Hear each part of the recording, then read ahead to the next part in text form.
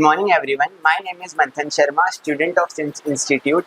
So today we are going to celebrate International Tea Day. Thank you for giving us this opportunity to sharing our views of International Tea Day in front of you. So without wasting any time, I would like to call Miss Shamim ma'am to start the presentation. Okay, as Manthan told us कि today आज जो है हमारा वो international T day है और हम T day पर एक छोटी सी प्रेजेंटेशन आप लोगों के लिए लेकर आए हैं। होप ये प्रेजेंटेशन आपको बताएगी, हेल्प करेगी जानने में कि टी कितना इंपॉर्टेंट बेवरेज है, क्यों आज का दिन हमें एज अ कंसीडर किया गया कि वो इंटरनेशनल टी डे साबित हो, और साथ ही साथ हमें बहुत सारी चीजें टी के बारे में जानने को मिलेगी। So let get start the first slide with yes history of T. तो टी एक ऐसा वर्ड है, everybody is familiar with the word, with the beverage, जो हर घर में पी जाती है। मेरी इवन मॉर्निंग भी टी से ही शुरू होती है और मैं जानती हूँ आप सब भी टी से कहीं ना कहीं हर जगह पे फेमिलियर होते हैं।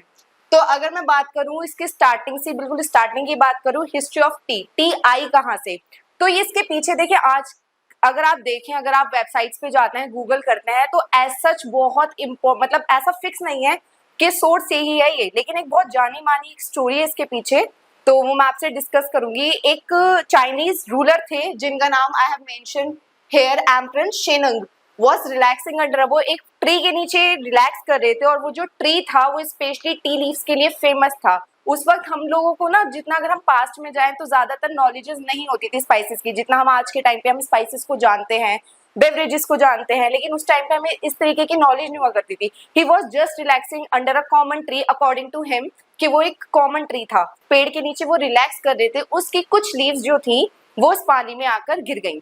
अब सर्वेंट क्योंकि वो लेजी था, तो उसने ना तो ये जरूरी समझा कि वो टी लीव मतलब उन लीव्स को निकाल दे, तब तक वो टी कंसीडर नहीं हुआ था, सॉरी, तो ना उसने ये जरूरी समझा कि वो लीव्स को निकाल दे, ना ही उसने ये जरूरी समझा कि वो अपने मास्टर के लिए दोबारा से वाटर बॉईल कर दे। तो उसने क्या करा, उसने सेम वही पानी जो है बॉईल कर कर, जिसमें वो लीव्स ऑलरेडी थी, उन्हें सर्व कर दिया।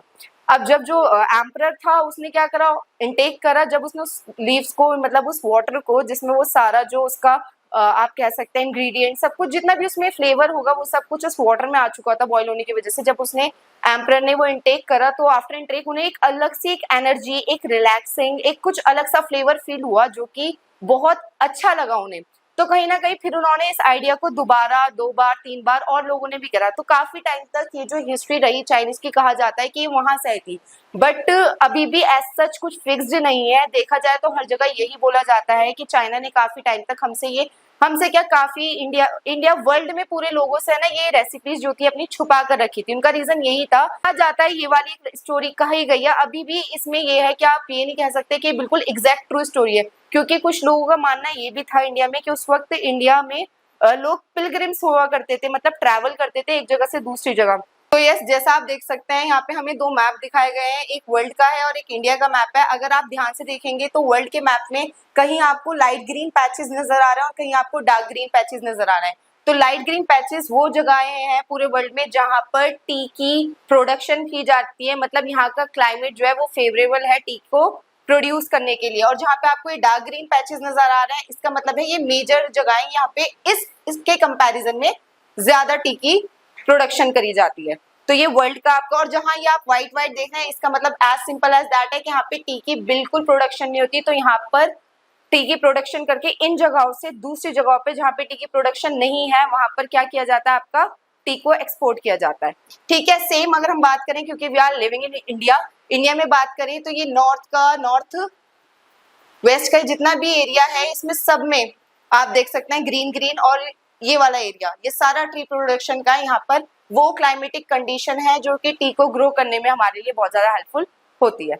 सो yes, earning women around the world from crop to cup, this is the major topic. अगर आप लोग ध्यान देंगे तो सबसे ज्यादा टी प्रोडक्शन में जो हार्ड वर्किंग आती है और उसमें सबसे ज्यादा मेहनत जो होती है वो औरतों की होती है। लेकिन आप जानते हैं वुमेन जितना आज आगे जाती जा रही है ना, जितनी औरतें एग्रीकल्चर में अपने आप को साबित कर रही हैं, उतना जो है उनको उतना एप्रिसिएशन नहीं मिलता। बट मुझे ऐसा लगता है कि शायद सबसे ज्यादा हार्ड वर्किंग, डेडिकेटेड, सबसे ज्यादा जिसे कहते हैं ना लगन से काम करना, वो औरतें करती हैं जो कि धूप में कोई भी मौसम हो हर तरीके से अपने घर को मैनेज करना और फिर फील्ड्स में काम करना।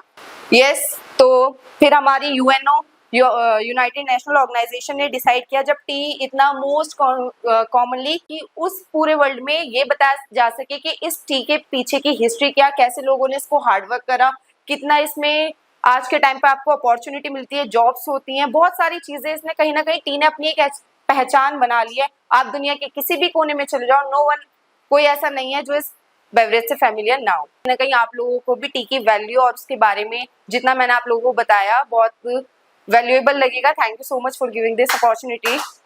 Thank you. SIMS, India's best hotel management institute, Delhi. Education, knowledge, grooming, development, practical training के साथ साथ देश तथा विदेशों के 5 स्टार होटल्स में जिम्मेदारी के साथ रोजगार, सरकार द्वारा मान्यता प्राप्त।